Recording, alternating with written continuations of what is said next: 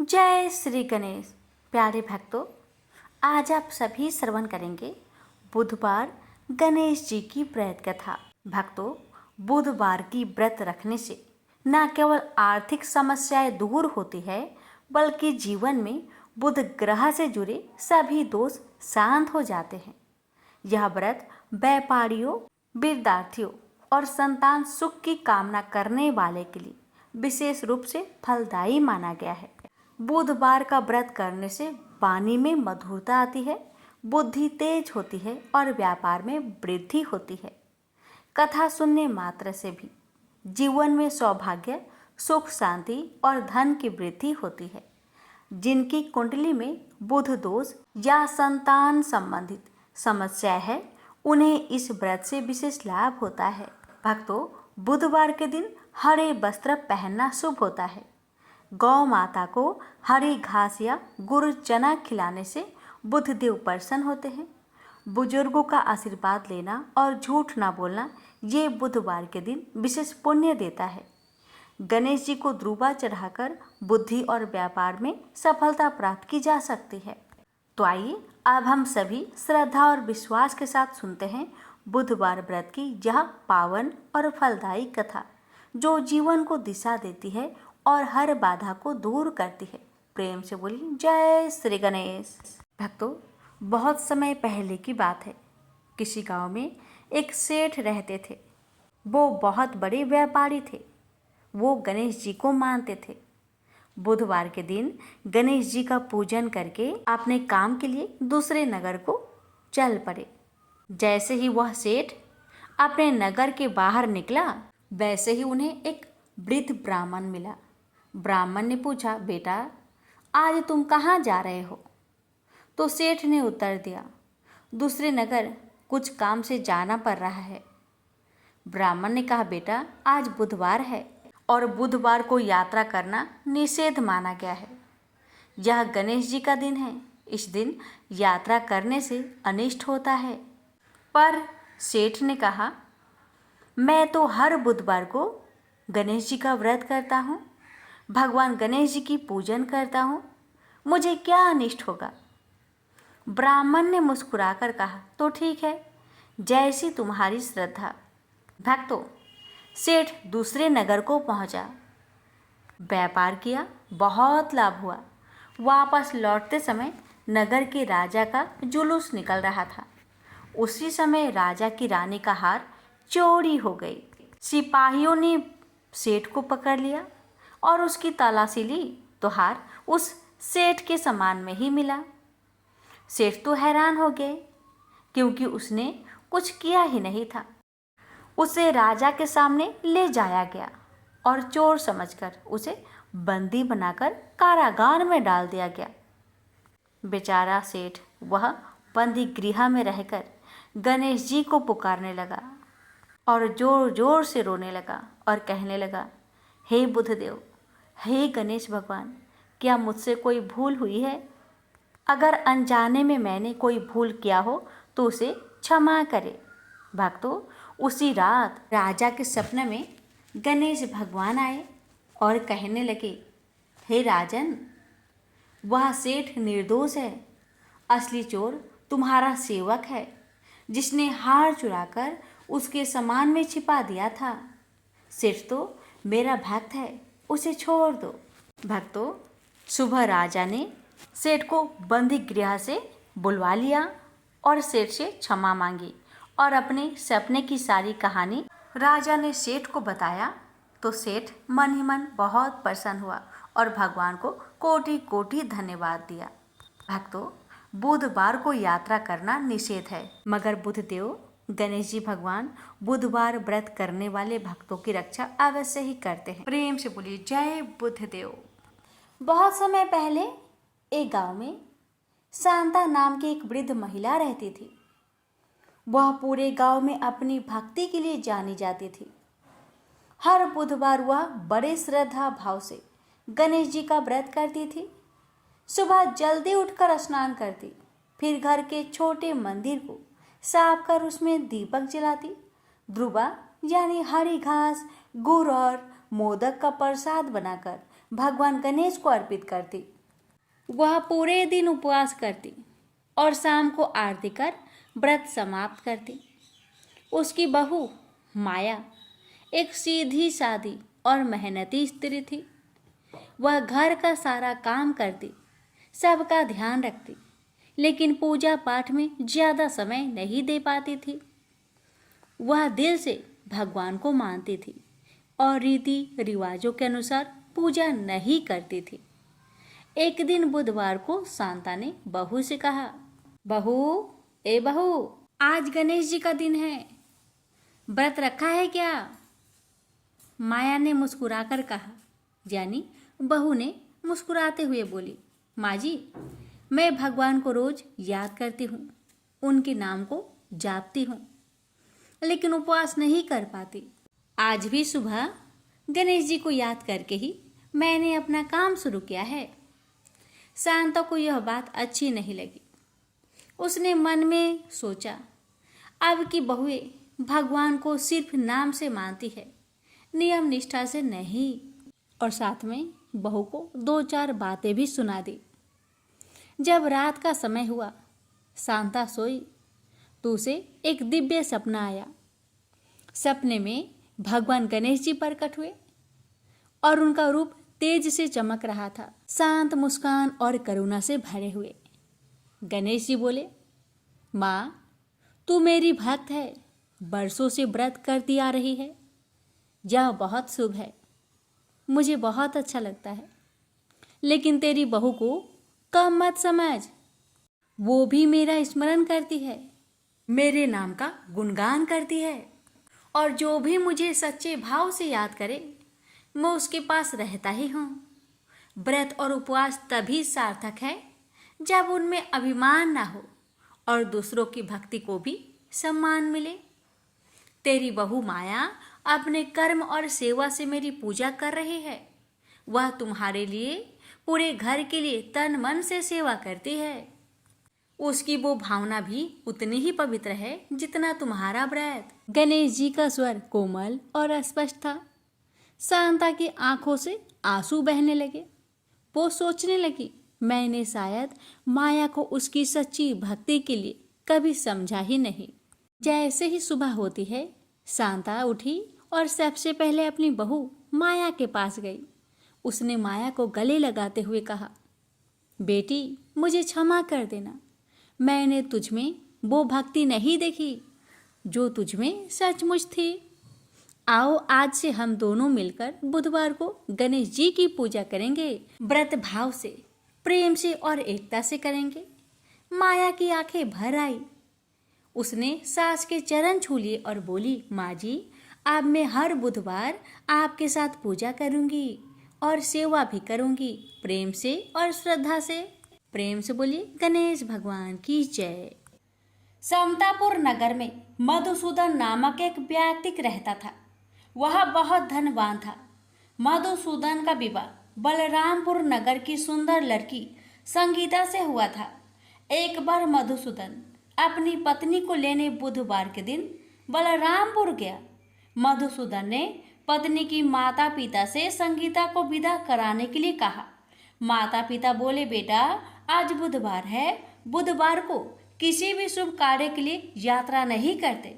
लेकिन मधुसूदन नहीं माना। उसने ऐसी शुभ अशुभ की बात को न मानने की बात कही।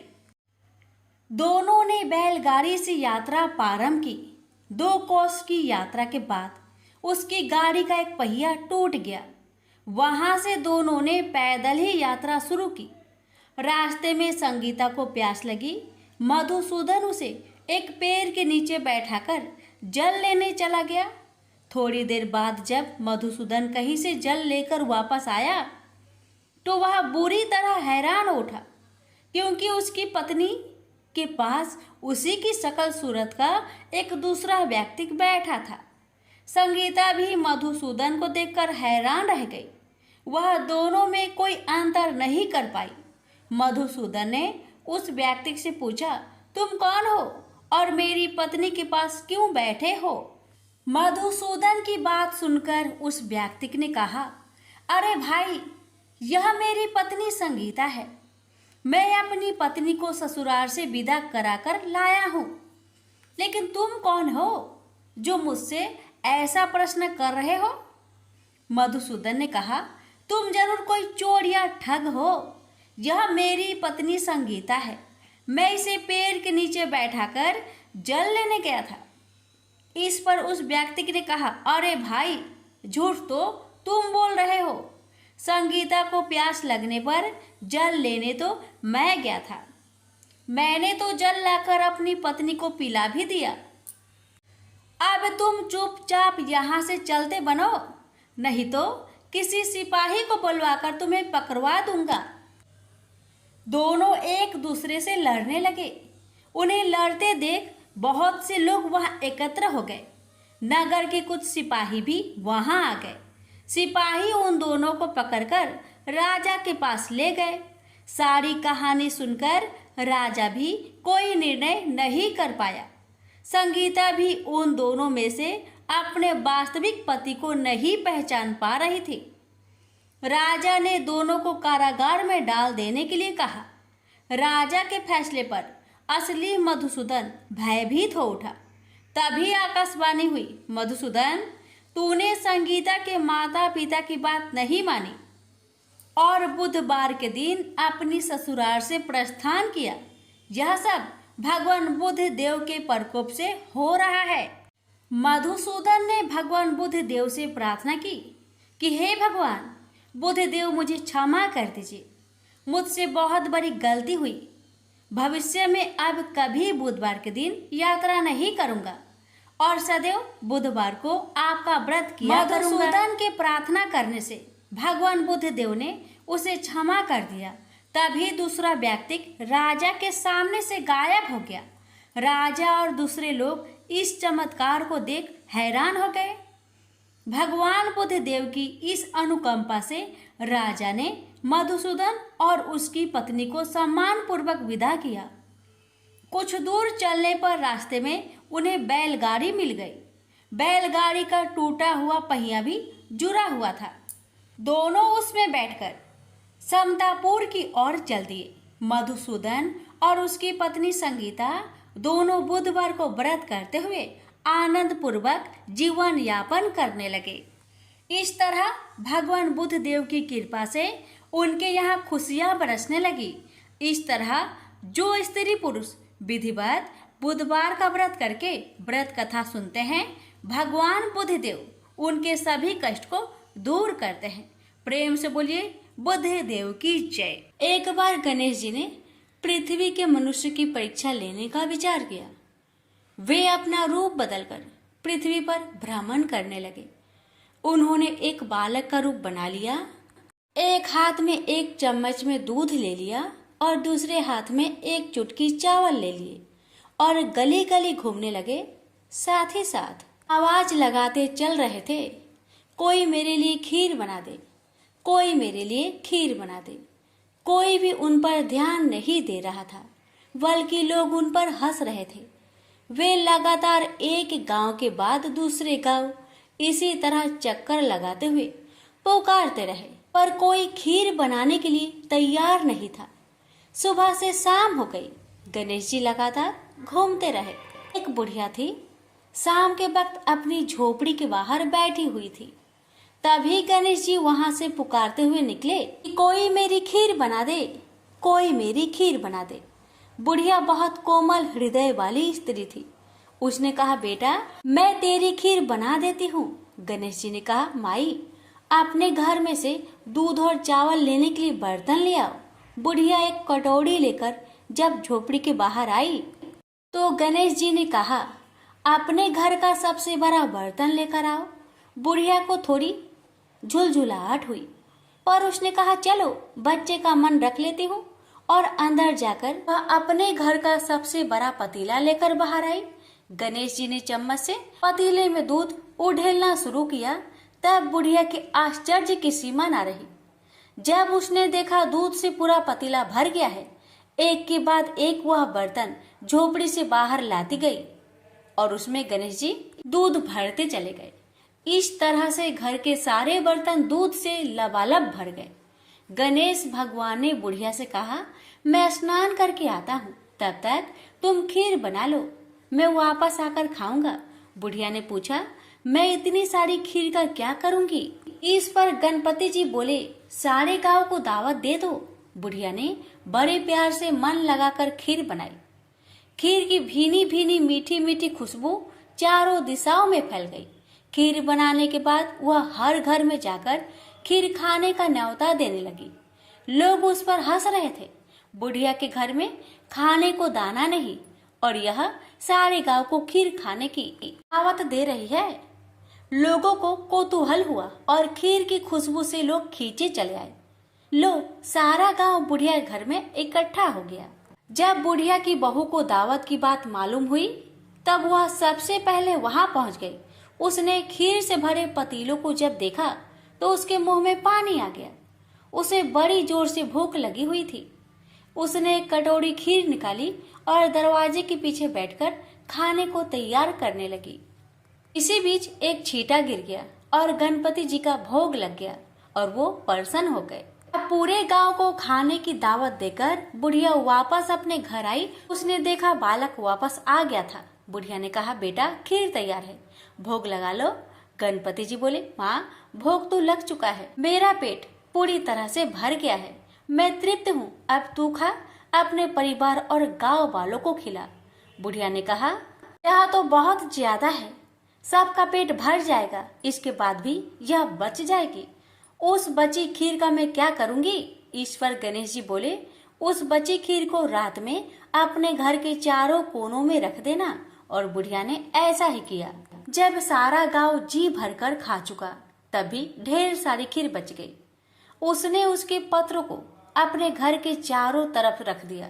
वहां उठकर उसने क्या देखा? पतीले में खीर के स्थान पर हीरे, जवाहरात और मोती भर गए हैं। बहुत खुश हुई। उसकी सारी दरिद्रता दूर हो गई। वह आराम से रहने लगी। उसने गणपति जी का एक भव्य मंदिर बनवाया और साथ में एक बड़ा सा तालाब भी खुदवाया। इस तरह उसका नाम दूर दूर तक प्रसिद्ध हो गया। उस जगह वार्षिक मेले लगने लगे। लोग गणेश जी की कृपा प्राप्त करने के लिए उस स्थान पर पूजा करने और मान्यताएं मानने के लिए आने लगे। गणेश जी सबकी मनोकामनाएं को पूरी करने लगे। प्रेम से बोलिए गणेश भगवान की जय। एक गांव था जिसमें एक सेठ जी अपने परिवार के साथ रहते थे। सेठ जी का गांव के पास के ही शहर में बड़ा व्यापार था। सेठ जी गणेश जी की पूजा श्रद्धा एवं विश्वास से करते थे, जिससे सेठ जी के घर में अन्न धन के भंडार सदैव ही भरे रहते थे। उनके जीवन में किसी भी प्रकार की कोई कमी नहीं थी। नित्य प्रतिदिन नियम अनुसार रोज वो नदी पर नहाने जाते और आकर गणेश जी का पूजन करते, उन्हें भोग लगाते और फिर स्वयं भोजन करते थे। यह बात सेठानी जी को अच्छी नहीं लगती थी। वो धार्मिक नहीं थी और ईश्वर में इतना विश्वास नहीं रखती थी। एक बार सेठानी जी ने सोचा कि यह इतना गणेश जी को मानते हैं, गणेश जी की पूजा करते हैं, इससे होता क्या है? आज तो देखती हूँ वो कैसे गणेश जी की पूजा करते हैं।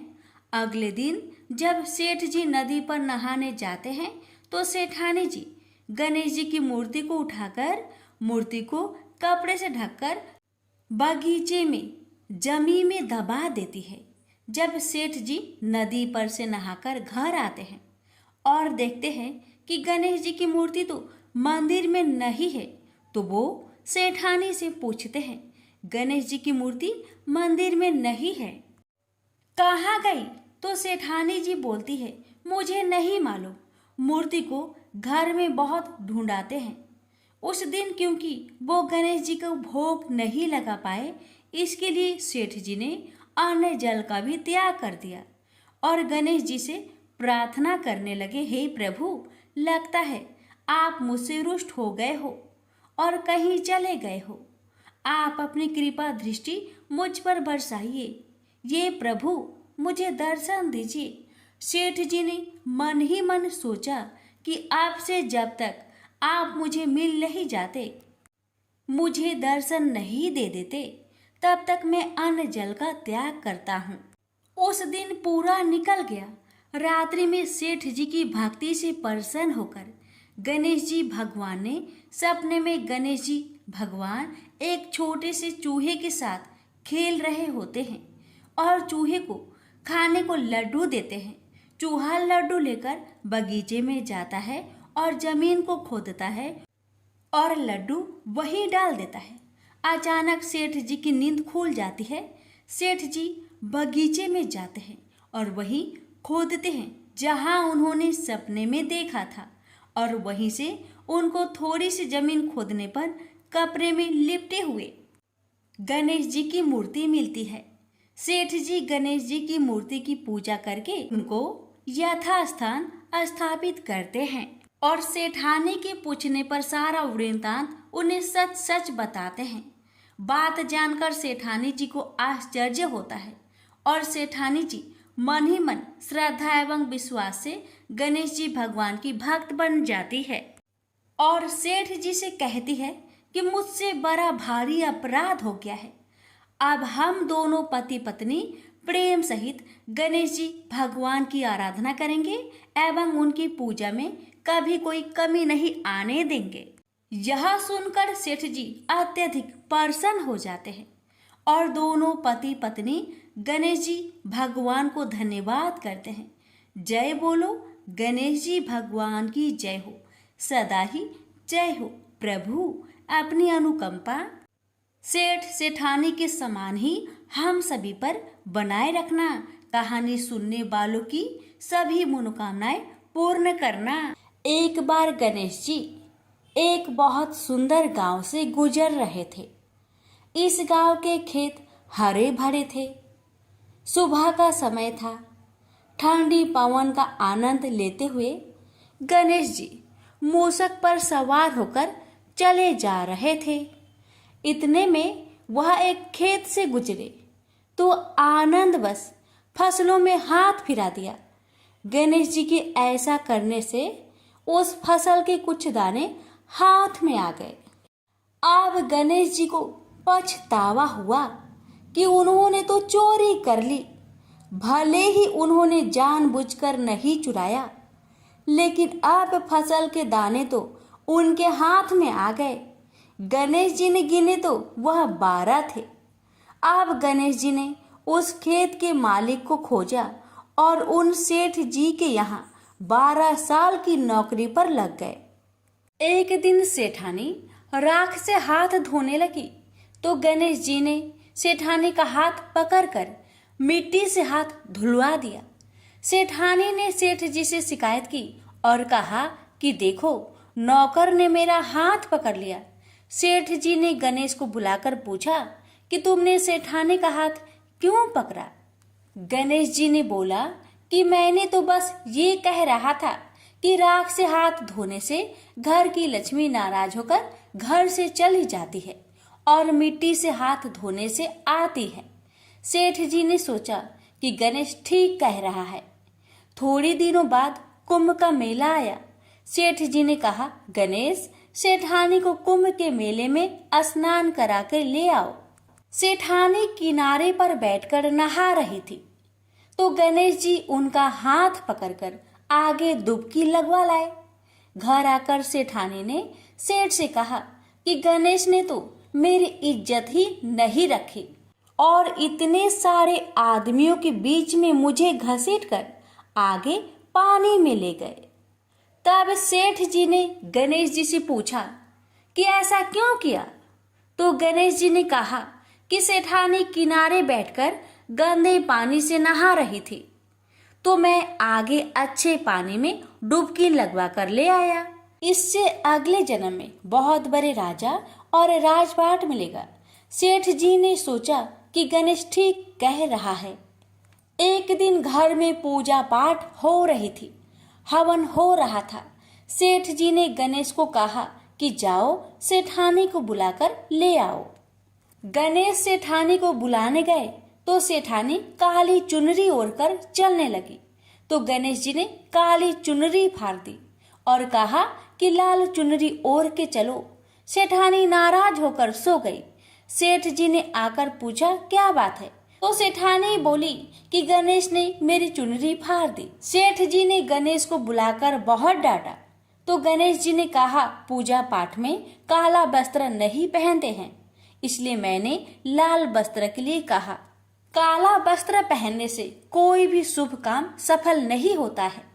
फिर सेठ जी ने सोचा कि गणेश है तो समझदार। एक दिन सेठ जी पूजा करने लगे तो पंडित जी ने बोला कि वो गणेश जी की मूर्ति लाना भूल गए, अब क्या करें।